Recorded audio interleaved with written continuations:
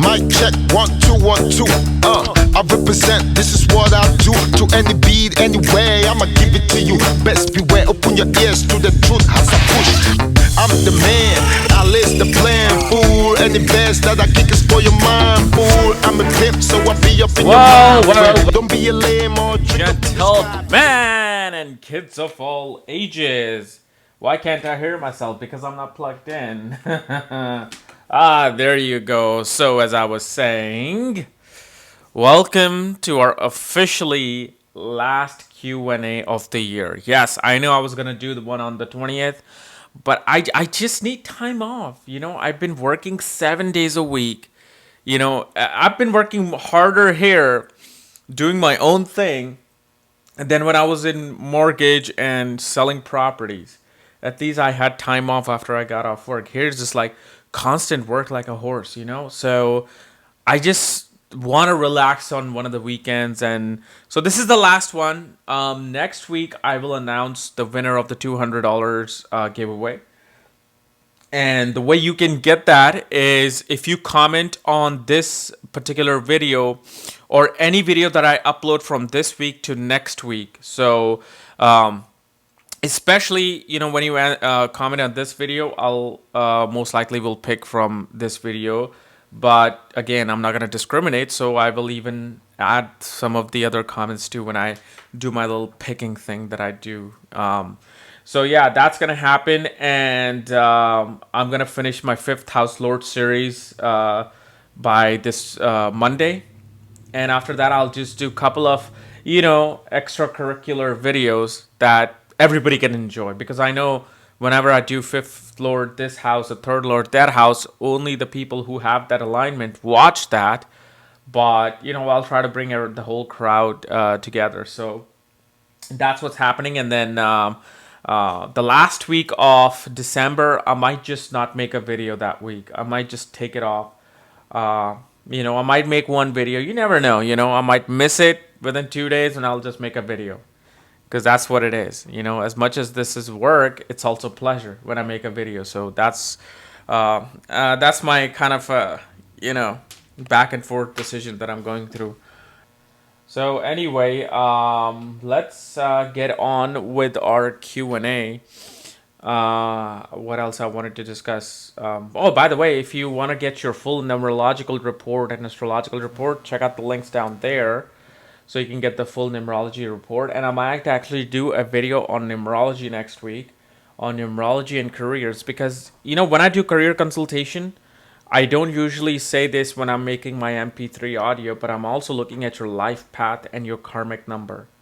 That's something I just do for myself. The thing is, because of the fact I have not discussed some of these numerological patterns that I use, I cannot use them in my consultation because some people may not know, you know, what am I looking for in life path, you know, what am I looking for in pinnacles and all that. So I'll try to cover that, but that helps a lot. You know, if somebody's a number 5 versus a number 7, and one is choosing a field of writing, one is choosing a field of computer engineering, you know, that helps to determine, okay, if they're born this way, this is the planetary alignment, what is happening. So that it's just something I do mentally in my own crazy mental world. So let's get on with our Q&A, the last one of the year. The Q&A session will be back. It will be back on January 10th. Okay, so yeah. Okay, so the first question comes from Hello123. What is the significance of Yoga Karka planet Venus in the 4th house of Taurus Ascendant, Aquarius Ascendant, and which is in conjunction with Venus? Well, first of all, okay, I see what you're saying. Because Venus is not a Yoga Karka for Taurus Ascendant, but I see in Aquarius, but in the 4th house. Okay, so what this shows is that Yoga Karka is a planet that controls the Kendra and Trikona houses, meaning because since majority of the planets besides Sun and Moon control 2 signs, that means they control 2 houses in your horoscope. And if they are controlling the first 4th, 7th, and 10th house, or and they're controlling the 1st, 5th, and 9th house, they become yoga karkas, meaning that they're very powerful planets. They are holding some great dharmic, lesson here for you in a positive way. And with Venus kind of being the yoga karka for Aquarius ascendant, ruling the 4th house and the 9th house, shows that and while sitting in the 4th house, shows somebody who's creatively gifted, somebody who loves singing, somebody who loves the art and the entertainment side of things. At the same time, somebody is very much involved in making the house look beautiful, in making the house look decorative. Somebody who might have a really huge house in their life. And this also shows that somebody may travel long distance to buy a house, because Venus also controls the 9th house. And so shows somebody who may have a house in a foreign land. And this shows that your wife, if you're a male, your wife is going to be very much a homebody and somebody who would love taking care of the home, somebody who loves being traditional and loves, being a very nurturing person. And you will meet your wife in a home setting, like in a kitchen or something. But career-wise, this can definitely show somebody who will be in a designing and artistic field. Because Venus being the yoga karka, ruling your dharma house, and then ruling your house of happiness, and looking at the 10th house of your image in the world, shows that, you will find your happiness by artistic pursuits and, entertainment pursuits. Now let's see from Sarikan Charay. Can you please explain about Parantra dasha? Well, Parantra dasha is pretty much the sub period in your Vimshotri Mahadasha table. So let's say if you're running through 20-year time period of Venus, that's the Mahadasha.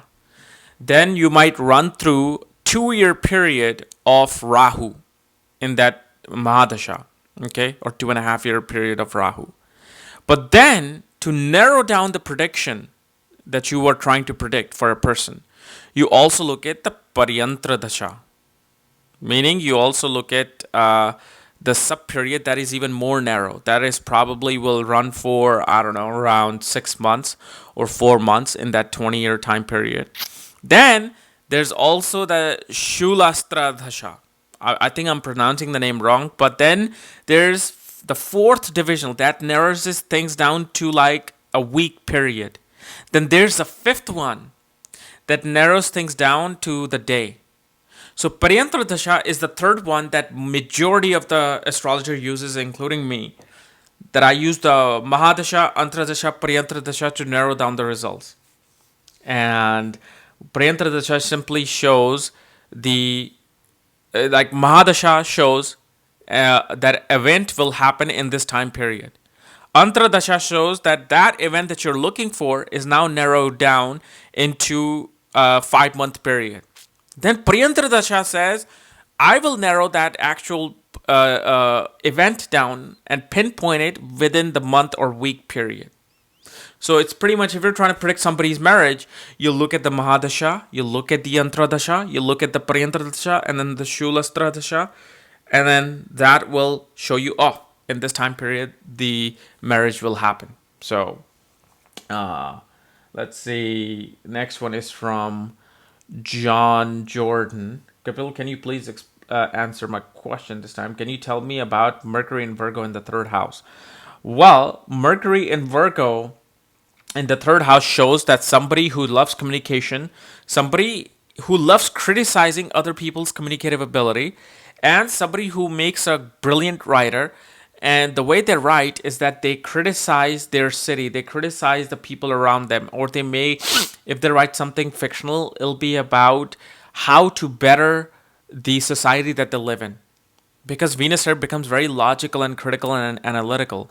And 3rd house is also the house of your skills of hands, of writing, which Mercury and the 3rd house represents. And in Virgo also, Mercury shows somebody who will go into the healthcare field and write about healthcare field, communicate about a healthcare field, may become like this public speaker on health, on people's health. So a lot of things can be seen here with Mercury, but shows somebody who's very intelligent, somebody who uses their intelligence in a logical pattern, in an analytical pattern. And this can also make for a brilliant novelist, because here now Mercury will write a long critical analysis of a story. So a lot of things can be seen, from this one placement. Next one is from Subham Romedo. How to find in what technical stream one should go? Math, physics, computers, not for money, but for popularity. Well, here's the first thing that I will say. Anytime when it's not you that I'm saying, I get a lot of, especially in my career consultation sometimes, and just in emails saying, will I be famous? As soon as somebody says, will I be famous, and I want to be famous, I already know they may not be famous. Because of the fact, if they think that only the stars alignment will make them famous, they're already are huge procrastinators and not the action oriented takers. Because when somebody asks for fame, oh, I want fame, I need fame, I know they're not working hard. Because you know why? Because I was there in my 20s. I would go to astrologers and say, will I have fame? Will I have famous? Will I be famous?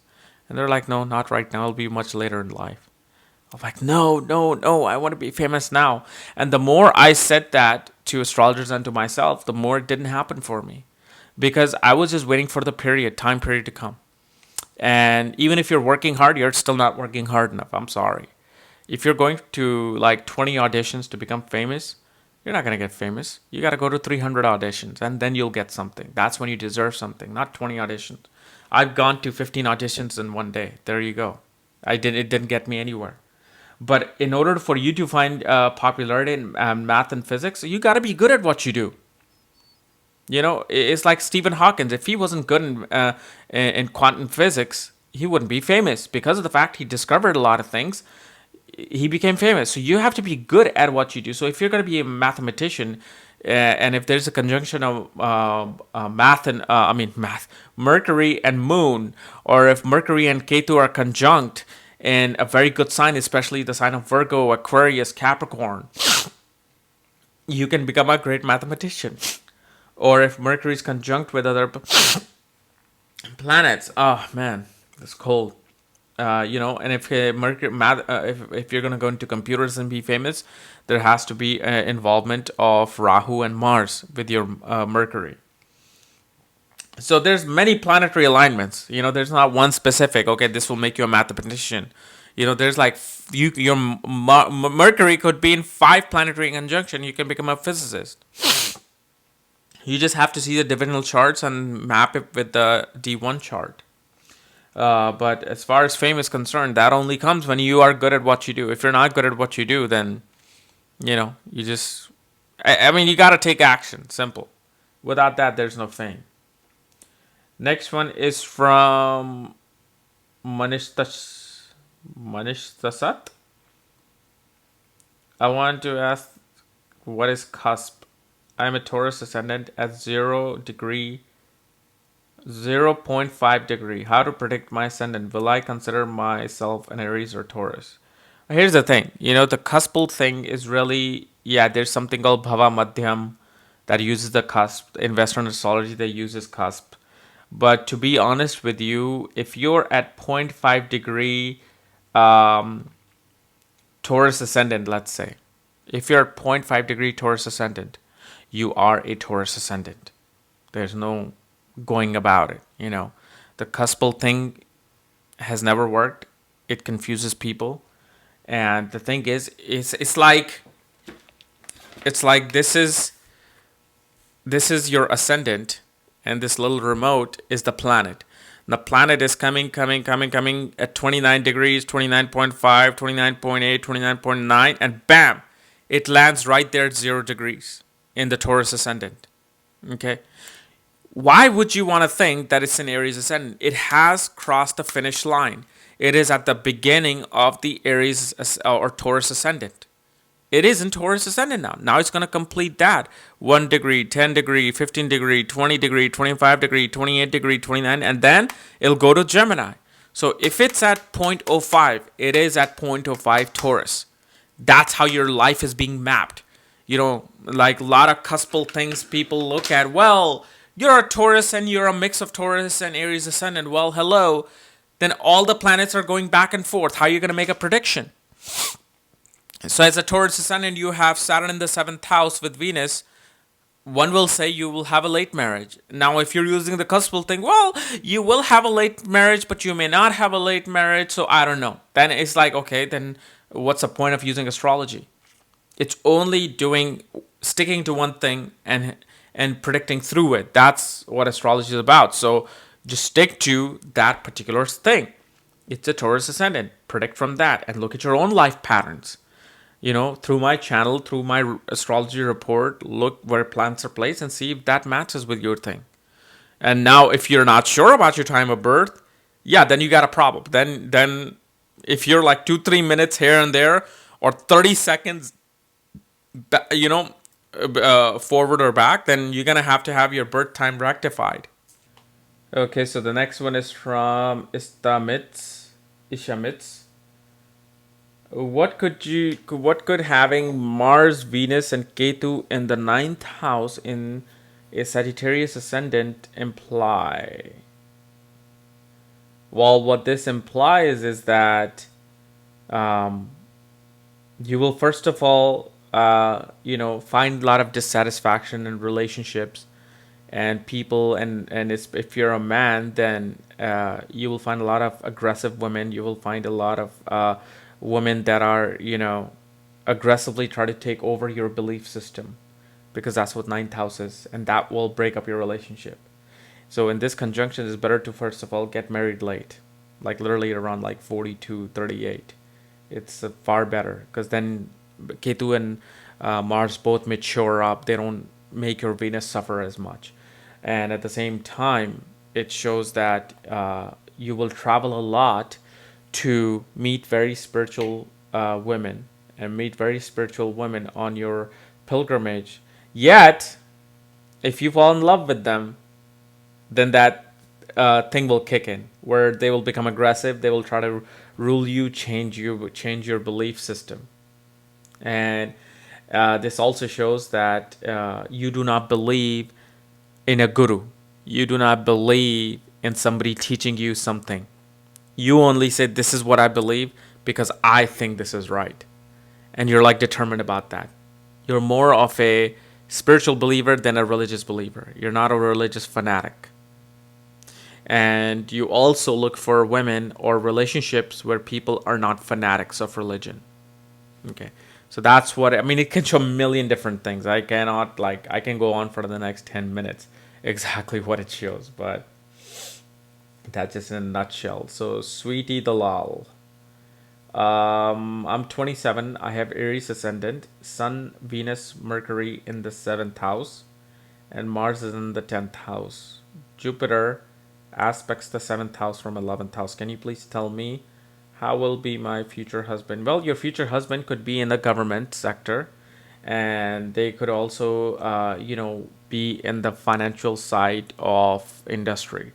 The thing is, I can't really say what your husband's going to be unless I see the Namancha chart, but just from this placement shows that your husband's going to be working in finance and stock market, and he'll be a businessman. And at the same time, there will be some ego battles between you and your husband. However, if your Venus is holding the lowest degree in this conjunction, you will be able to withstand that ego, and you will be able to suppress him.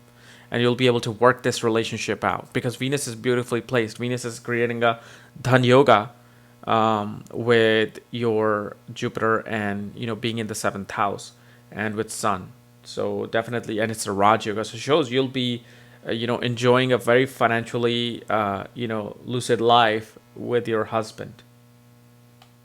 And there'll be a lot of communication too. Okay.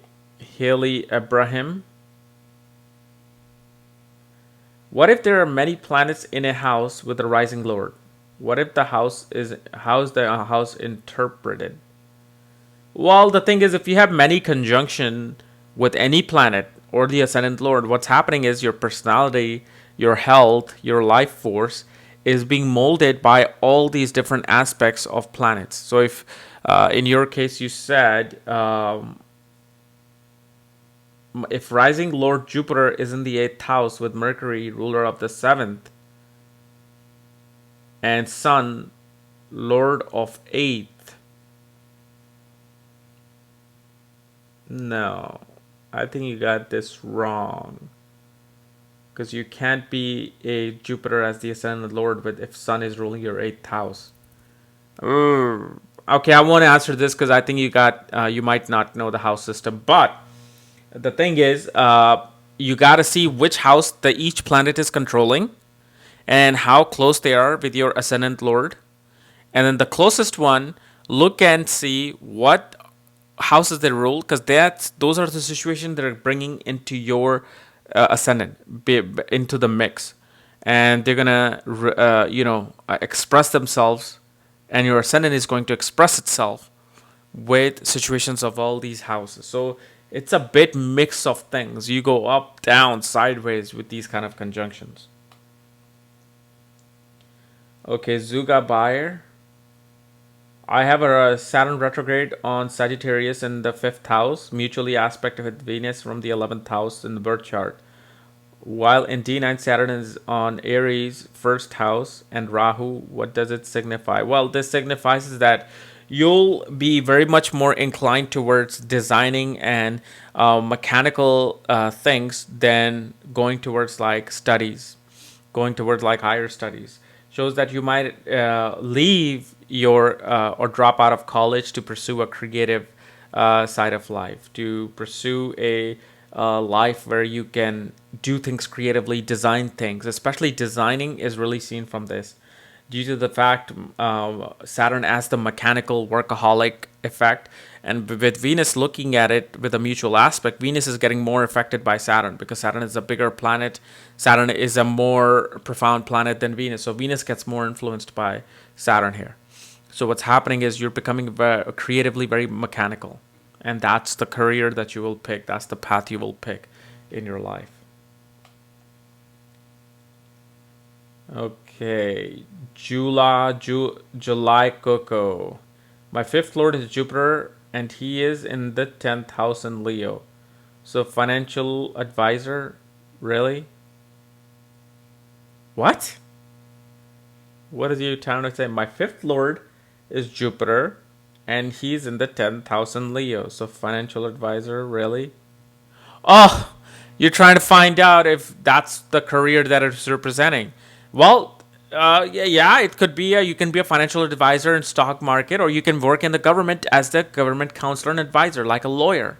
So two things can be represented by this. But I don't know what planet is looking at your Jupiter. I don't know what nakshatra Jupiter is in. And I don't know what's the position of Jupiter in the Samsa chart. So, but mainly from here, either a lawyer or somebody who is in the financial field. Next one is Poonam Sahu. Hello, Kapiel Raaj. Ketu Mahadasha will start in March 2014.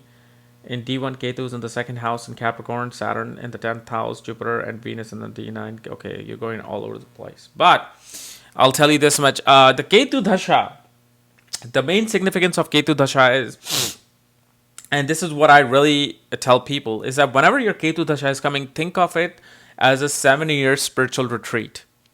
Think of it as you're going on a spiritual boot camp. Because in this time period, you will not be satisfied with any material gains.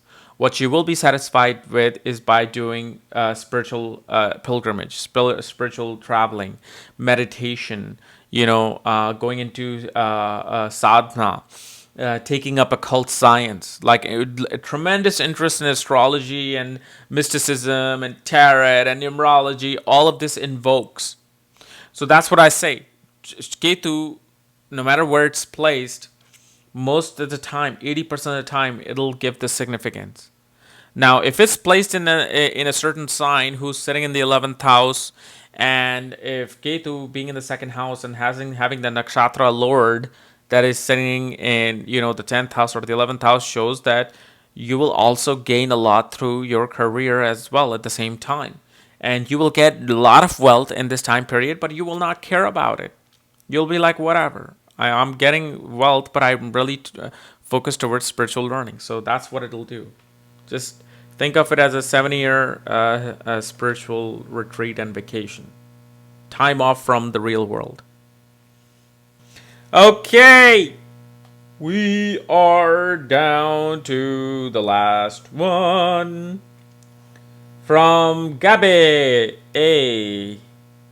What is Jupiter in the 11th house adds to this position of the 5th Lord in the 11th house for Cancer Ascendant? Well, I'm sorry, Sunny, but Jupiter does not control the 5th house or the 11th house in Cancer Ascendant for the Cancer Ascendant. Jupiter rules at the 6th and the 9th house. So, yeah. Can't help you there. Sorry. Well, guys, this was my last Q&A of 2013. See you with the next Q&A on January 10th. All right, people. I give you quality, honey, Leave me alone. so put your money on me with my authority. Surely you wanna get up on it. I give you quality, honey, so put your money on me with my authority. Surely you wanna get up on it. I'm super fly with the rhymes I supply. Float like a butterfly high up in the sky. Stink like a bee before I touch the ground. Like Ali in his prime. Yeah, I'm loud, I'm proud, so you can understand the words that coming out my mouth. When I'm in the house, I keep it hot and tight. I ain't stressing, I'm not